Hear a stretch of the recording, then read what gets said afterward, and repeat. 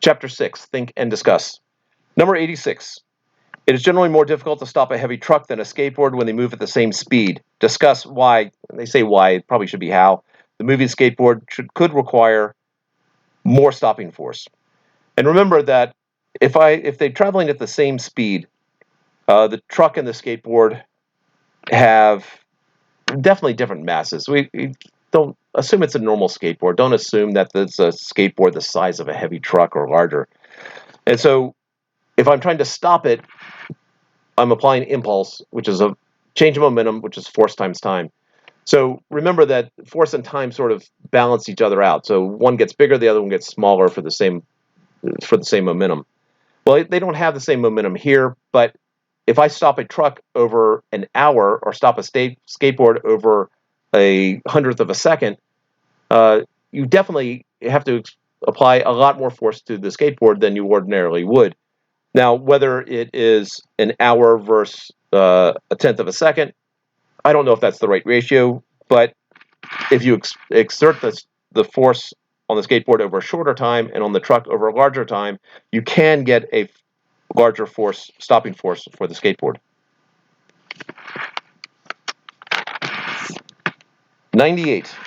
Freddy Frog drops vertically from a tree onto a horizontally moving skateboard. The skateboard slows. Discuss two reasons for this.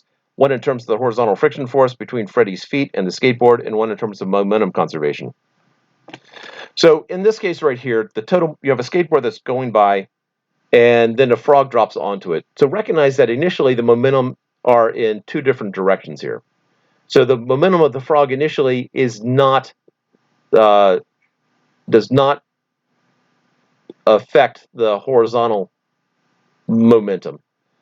So therefore, when the frog hits its momentum, you basically the skateboard is going to flex, or the frog is going to squish a little bit as it falls, and so it experiences a vertical impulse, which takes its vertical momentum down to zero.